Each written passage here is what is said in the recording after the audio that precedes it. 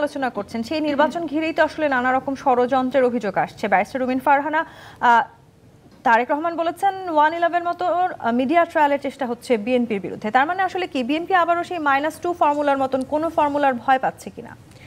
দেখুন, আমাদের গত 7 মাস ধরে বাংলাদেশের রাজনীতি, বাংলাদেশের সার্বিক পরিস্থিতি এক ধরনের আনস্টেবল অবস্থার মধ্যে আছে এবং আমরা আশা করেছিলাম সময় যত যাবে পরিস্থিতি। গতকাল থেকে কিন্তু বাংলাদেশের রাজনৈতিক অঙ্গন তুলসী গাবার্ডের একটা স্টেটমেন্ট নিয়ে উত্তপ্ত হয়ে আছে। তুলসী গাবার্ডকে এনডিটিভি সরাসরি বাংলাদেশ নিয়ে প্রশ্ন করেছে এবং এই প্রশ্নটি বা এই সাক্ষাৎকারটি তখনই গৃহীত হচ্ছে ভারতে, তখনই এটি সম্প্রচারিত হচ্ছে যখন নাগপুরে হিন্দু মুসলমানের মধ্যে মোটামুটি একটা দাঙ্গা পরিস্থিতি এবং এখন পর্যন্ত আপনাদের স্ক্রলে দেখছিলাম 33 জন হতাহত হয়েছে। ভারতে এমন কোনো দিন যায় না যেদিন সংখ্যালঘু, যারা ভারতের সংখ্যালঘু, সেই মুসলমানদের উপর কোনো না কোনো নির্যাতন, কোনো না কোনো দাঙ্গা, কোনো না কোনো হতাহতের ঘটনা না ঘটে। কিন্তু আপনি লক্ষ্য করুন গত 7 মাস ধরে আপনি যদি ভারতের মিডিয়া ফলো করেন আপনি দেখবেন ক্রমাগতভাবে বাংলাদেশের সংখ্যালঘু বিষয়ে এক ধরনের একপেশে খবর মানে প্রচার হচ্ছে। বিদেশিদের সঙ্গে তো আমরাও বসি। আবার যেটা এনডিটিভিকে বললেন সেটি আরও ভয়াবহ। বাংলাদেশে ইসলামিস্টদের উত্থান, জঙ্গিবাদের উত্থান এবং এক ধরনের ইসলামিজমের উত্থানের ব্যাপারে তিনি মোটামুটি একটা রায় দিয়ে দিলেন। আজকে যখন তাদের মুখপাত্রকে প্রশ্ন করা হলো তিনি, আমি দেখলাম সেটিকে ঘুরিয়ে পেঁচিয়ে অ্যাভয়েড করছেন। আমি জানি না ষড়যন্ত্র কি শুধু দেশের মাটিতে হচ্ছে নাকি জাতীয় এবং আন্তর্জাতিকভাবে হচ্ছে, বিকজ আমরা তো দেখেছি পতিত স্বৈরাচারের যিনি প্রধান শেখ হাসিনা তিনি কিন্তু ট্রাম্পের জন্য অপেক্ষা করছিলেন। তাই নয়, ষড়যন্ত্র হয়তো বা দেশের বাইরে থেকে হচ্ছে। -2 কথা আপনি যেটি বলছিলেন, বিএনপির সমর্থন 33% থেকে বেড়ে 41% গেছে বলে একটা জরিপ বলছে। আর স্টুডেন্টদের মানে বিকজ এখন আমাদের মেইন প্রতিদ্বন্দ্বী হচ্ছে এনসিপি এবং জামাতে ইসলাম। আমি জামাতে ইসলামের স্ট্যাটিস্টিক্সটাও দেখেছি, 31% বলা হচ্ছে। যদিও অনেকের সঙ্গে কথা বলে আমার যেই মনে হয়েছে যে এইটাকে তারা একটু ওভারলি মানে পোর্ট্রেট বলে মনে করছে, যে এতটা না, মেবি ইটস 20 to 25%-এর মধ্যে ওঠানামা করবে। দ্যাট ইজ অলসো মানে হিউজ আমি বলবো তারা যথেষ্ট আগের চেয়ে অনেক বেশি পার্সেন্টেজে তাদের সমর্থন বেড়েছে। এনসিপিটা আনফর্চুনেটলি 16 থেকে কমে 5-এ এসে দাঁড়িয়েছে।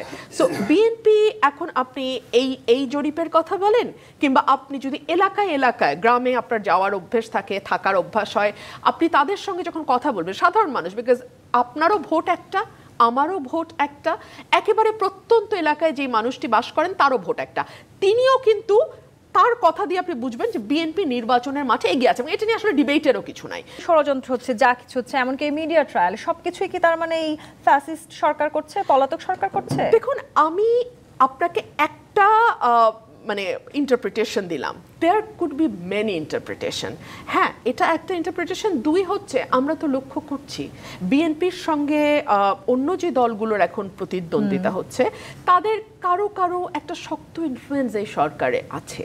এবং আমি যদি এনসিপির কথা বলি, এনসিপির সর্বোচ্চ পদে থাকা ব্যক্তি 2 দিন আগে সরকারের উপদেষ্টা ছিলেন এবং তিনি সরকারের ব্লেসিং কিভাবে নিয়ে বের হয়েছেন সেই ছবি, সেই news, it was all over there in media. ওনার ব্যাপারে বলা হয়েছে উনি বাংলাদেশের ভাবি প্রধানমন্ত্রী। সো এই সরকারের সঙ্গে তো এনসিপির একটি চমৎকার মেলবন্ধন আছে এবং এনসিপির ব্যাপারে বলতে গিয়ে প্রধান উপদেষ্টা বলছেন তোমাদেরকে দল করতে হবে, তোমাদেরকে বাংলাদেশের রাজনীতিতে ভূমিকা রাখতে হবে, না হলে তো অভ্যুত্থানের স্পিরিট অন্যরা 9-6 করে ফেলবে, কর্তৃত্ব নিয়ে নিচ্ছে।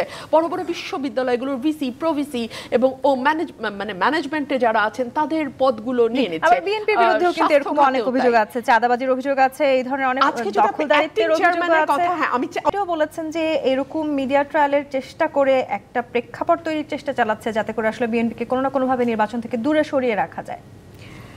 দেখুন, বাংলাদেশে যদি একটি সুষ্ঠু নির্বাচন হয় সেই নির্বাচন থেকে আমার মনে হয় না বিএনপিকে দূরে সরিয়ে রাখবার কোনো রকম কোনো উপায় আছে। কিন্তু প্রশ্নটি হচ্ছে বাংলাদেশের নির্বাচনটি কবে হতে যাচ্ছে। দেখুন, আপনি বলতে পারেন যে প্রধান উপদেষ্টা তো ক্লিয়ারই করেছেন এই ডিসেম্বরে, কিন্তু এই ডিসেম্বরে ক্লিয়ার করেছেন, সেটাও তো আগেও একবার উনি ক্লিয়ার করেছিলেন। এরপর আমরা দেখলাম উনি একটু এগিয়ে গিয়ে বললেন মার্চে হতে পারে, ডিসেম্বর বা মার্চ।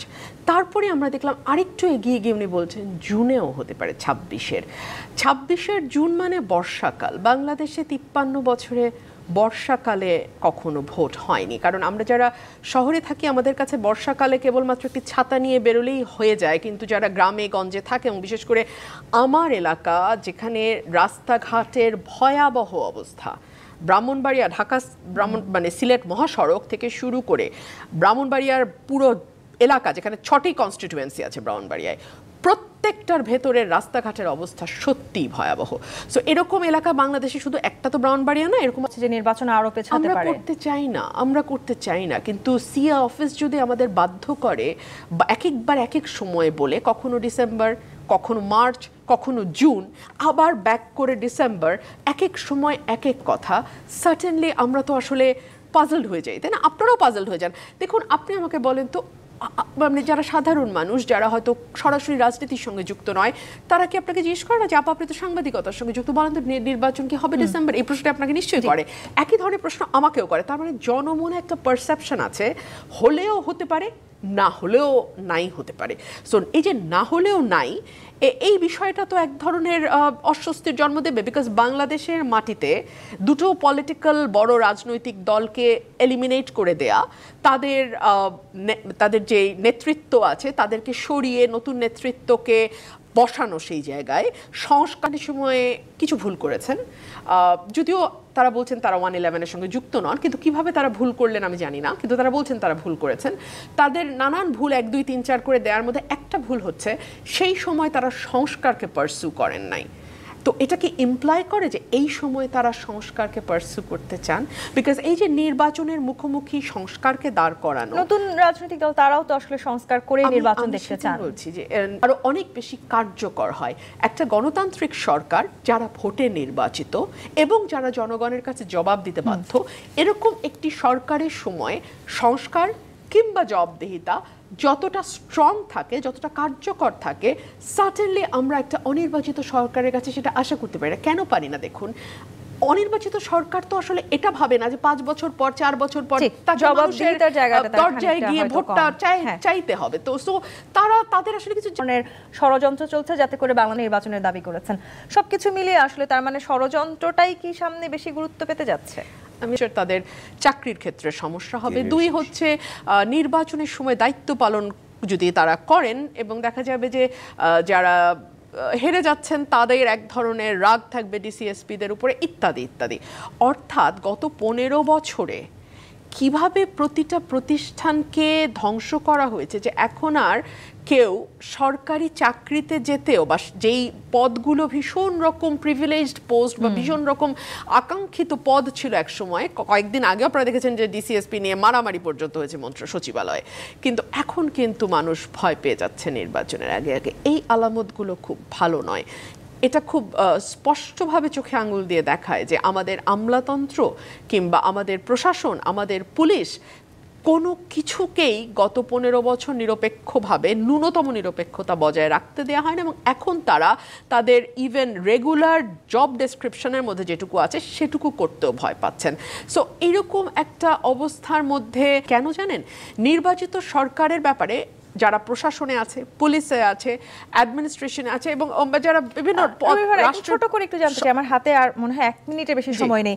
আপনারা বারবার এত দ্রুত নির্বাচন চাইছেন, সেটির একটি অন্যতম কারণ আপনারা অনেকটাই নিশ্চিত যে এবার সামনে নির্বাচন হলে আপনারাই জয়ী হবেন, সেটা কি সত্যি? আমরা কি একবারও বলেছি আমরা এই জয়ী হব? আমি আপনাকে বলি, জয়ী যেই হোক তার হাতে 5 বছর সময় থাকবে এবং এটা কিন্তু সকলে জানবে যে তারা 5 বছরের জন্য এসছে। সো টপ টু বটম, প্রশাসন থেকে শুরু করে সকল সংস্থায় যারা চাকরিরত আছেন প্রত্যেকে জানবেন যে তাদের আসলে রিপোর্টিং বসটাকে। একই কথা বলেছেন যে পুলিশ যদি কাজ না করে তাহলে সত্যি দেশ চালানো মুশকিল হয়ে যাবে। যেটা হবে, একটা নির্বাচিত বা রাজনৈতিক সরকার যখন ক্ষমতায় আসবে তখন পুলিশ প্রশাসন থেকে শুরু করে সব জায়গায় একটা চেইন অফ অর্ডার, একটা চেইন অফ কমান্ড